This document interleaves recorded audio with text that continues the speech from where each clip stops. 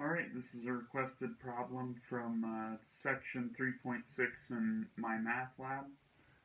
This has to do with the chain rule, and we're going to be using some other rules, such as the quotient rule, to solve this one. I want to point out that you have two distinct mathematical phrases multiplied together, so that tells me that I should use the product rule. And you can do that. But looking at this, I see this one's to the minus 3. So another option that you have is to write it as y equals 4x plus 1 to the fourth over 2x plus 1 to the third. And then now we've got two different phrases that are dividing. One's a divisor, so that would point towards the quotient rule. So I'm going to go ahead and use the quotient rule. You feel free to use the product rule. They both work. They both accomplish the same thing. So the quotient rule says low d high minus high d low all over low squared. So that is low, or 2x plus 1 to the third, d high, that's the derivative with respect to x, of 4x plus 1 to the 4, minus high 4x plus 1 to the fourth, d low, which is the derivative with respect to x, of 2x plus 1 to the third, all over low squared. That would be 2x plus 1 to the third, all squared. And this is going to be y prime of x. So this is going to be the derivative here. And we'll go through and clean some things up. So let's take our derivative here. Derivative with respect to x of 4x plus 1 to the fourth. Well, this is a great example of the chain rule. So we have an outer function. That's this quantity to the fourth power. And we have an inner function, which is 4x plus 1. So what the chain rule tells us to do is take the derivative of the outer function first, leave the inside the same, but then multiply the derivative of the inside to the outside. So we're going to bring down the 4 according to the power rule.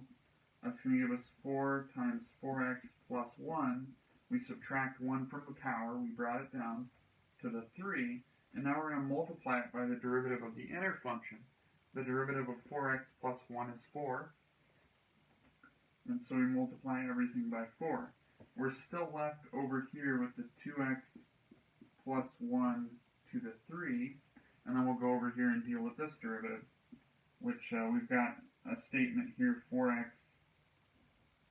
plus 1 to the 4, 4x plus 1 to the 4, and then the derivative of this guy, 2x plus 1 all cubed. We're also going to use the power rule here and bring down the 3 to the front, subtract 1 from the power, 3 to 2, and the inside, we leave the inside alone, but then we multiply the derivative of the inner function on the outside. The derivative of 2x plus 1 is 2, so we're going to multiply by 2, and then let's simplify the denominator. 2x plus 1 to the third is, and when we square that, it's going to be 2x plus 1 to the sixth, and then we're pretty well done. We might just want to clean it up a little bit, so let's see here, we've got 4 times 4, that's 16. 16 times 2x plus 1 times 2x plus 1 to the third, plus 4x plus 1 to the third, minus 2 times 3 is 6, times 4x plus 1 to the fourth, times 2x plus 1 to the second, all divided by 2x plus 1 to the sixth.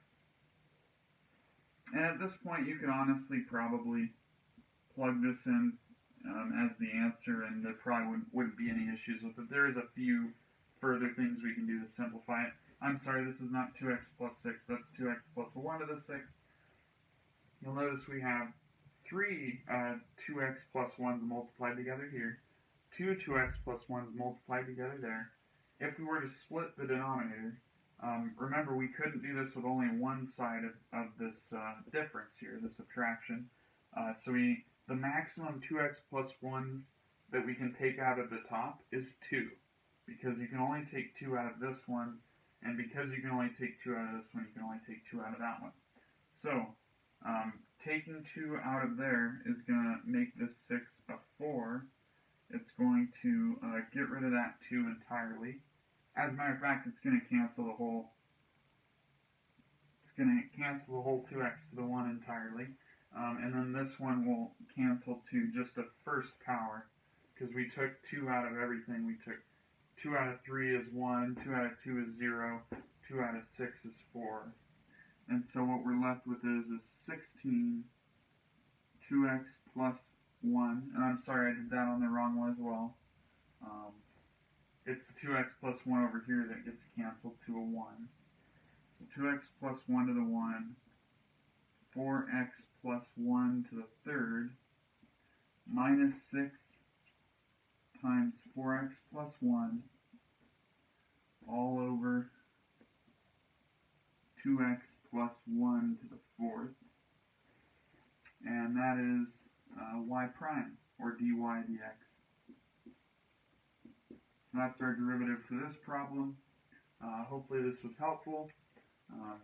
I have no way of checking if this answer is correct at this moment, but I believe it is. If you have any problems, let me know and I'll take a look.